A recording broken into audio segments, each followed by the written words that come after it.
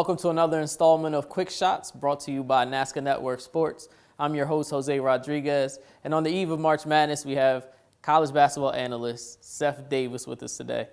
Seth, I'm a huge college basketball fan, and I downloaded the March Madness app. Now tell me about this Coke Zero Social Arena. Well, Coke Zero Social Arena is part of the March Madness Live app, and it's a great way to experience the tournament. Obviously, you can watch the games on the app, but it also gives you a great second screen experience if you happen to be near a television and watching television at the time. So Coke Zero has set up the Coke Zero Social Arena, and they're on the lookout for the hardcore college basketball fan. If you use the hashtag #ProveIt across all of your social media platforms, then maybe your tweets or your entry is going to be used in the social arena. They got game highlights, trending topics. It's a great way to experience the tournament. So it's the Coke Zero Social Arena on the March Madness Live app with the hashtag #ProveIt. It's a great way to enjoy the tournament. Now, Seth, like every year, there's a lot of teams crying the blues about not getting into the tournament. Who do you think was the biggest snub this year? Well, there's only really one team that really comes to mind, and that's the one everyone's talked about, which is SMU. And I thought they should have been in. I thought they did enough to get into the tournament. But the fact is that they just didn't play anybody outside of their conference. And, the committee has really emphasized that teams play a strong non-conference strength of schedule. It's why November and December is so great in college basketball, because all of these teams are trying to impress the committee, and if the committee didn't emphasize that, then it would be like college football, where the highly ranked teams, the high marquee teams, would avoid any semblance of a difficult game. So I was surprised, but I wasn't particularly outraged that SMU was left out, because I appreciate the reason behind it. Now that's very true, but now some are coming to question the NCAA ranking system, being as though SMU has become the first team that was nationally ranked not to make the NCAA tournament. Well, but first you have to play good teams, and you have to schedule good teams. And the message being sent, and has been sent for many years, to the high-level marquee programs is that just having a cool name on the front of your chest is not enough to get into the NCAA tournament. You have to step it up in the non-conference, play good teams, and hopefully beat good teams, and play your way into the tournament. Now, Villanova's had this great year, a great record, in the top 10 for most of the year. What do you think their chances are here in the tournament as a number 2 seed? Well, they're a really good team. They've had an outstanding year. I mean, I was a little bit surprised that they lost to Seton Hall, obviously in the Big East tournament. I think they lost a little bit of their edge. The way that they play, they don't have a lot of size. So they've got to guard you. They've got to crash the boards often against bigger rebounders, and they have to make shots. That requires a lot of energy and a lot of concentration and a major competitive edge. And if they don't have that competitive edge, then they can lose to an inferior team. So in some ways, losing that game to Seton Hall, you would hope maybe can help them down the road and help them rediscover that edge. Well, how do you feel about Wichita State? Because it seems as though they may have drew the short stick, having a possible matchup with Kentucky in the second round. Well, it's funny how many people are asking me that question, Jose, because, if you watch Kentucky, I mean, Kentucky was no great shakes this year, especially during the second half of the season. I mean, they got swept by Arkansas, a team that did not make the NCAA tournament. They lost at South Carolina, which is frankly a pretty bad team.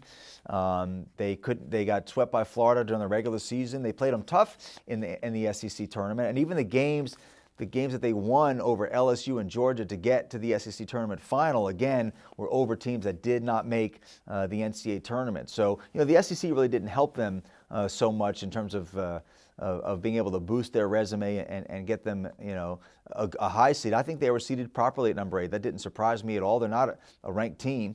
So, they have some future NBA players, but they're not playing this game in the future. They're playing this game this week. And they better be ready against Kansas State, because Kansas State and Bruce Weber, it's a very, very well-coached team. They know what they're doing. They're tough. They will guard Kentucky. And if Kentucky doesn't play well, they could have a very short stay in this tournament. But now you've mentioned some teams ending the season on a poor note. You also have some teams coming in on a hot streak. Who do you have as a potential upset? Well, if you're looking for first-round upsets, I always go to the 5-12 line. That's the game that's historically produced the most frequent upsets. So, the 2 12 seeds that I and a lot of people seem to be picking are Harvard, over Cincinnati. You know, Harvard's a very athletic, quick team. They've got a 3-guard lineup, 3 guys who can spread you and drive you and shoot. And they're also very good defensively. Their coach, Tommy Amaker, who played at Duke and has coached at numerous places, has really instilled a very good culture at Harvard. And this is the 3rd straight NCAA tournament now, and they beat New Mexico in the first round last year as a 14 seed. So now for them to be a 12 seed going up against a Cincinnati team that's very strong, very athletic, and an extremely tough defensive team, but really has a hard time scoring the basketball. And as I've often said, Jose, they don't call it defense ball, they call it basketball, and you've got to make baskets. And Cincinnati has a hard time making baskets. The other 12 seed that comes to mind is Stephen F. Austin out of the Southland Conference. They have not lost a game since November the 23rd, so that's 28 straight wins. I think that winning is a habit, and I think they drew a pretty favorable matchup with VCU in the first round. Of course, VCU will press you end-to-end like nobody's business, but Stephen F. Austin has a lot of very good, experienced, savvy ball handlers. I think they'll be able to handle that full court pressure and win the game. Now, finally, Seth, the question everybody wants to know the answer to: who do you have in your Final Four, and who's cutting down the nets at the end? Well, my Final Four, and obviously I get all 4 teams right every year, so you can pretty much take this to the bank. But I've got Florida and Michigan State on the left side of the bracket, and then I have Wichita State and Wisconsin on the right side of the bracket. And I'm a believer in Wichita State. I had a hard time deciding who to pick between them and Louisville in that potential Sweet 16 game. But I've got Wichita State going to the final game where they will lose to the Florida Gators. So Florida will be your national champs. Okay, I like that. I'm glad. No, really, I like that choice. No, I'm glad you like it. You may be the only one, but that works for me. Well, Seth, we want to congratulate you on the Seth Davis Show on CampusInsiders.com. It's a great idea, and it's something that's been in high demand for a long time. We also want to thank you for speaking with us today at Nazca Network Sports. Thanks. It's a fun time of year. Hope everybody enjoys the madness.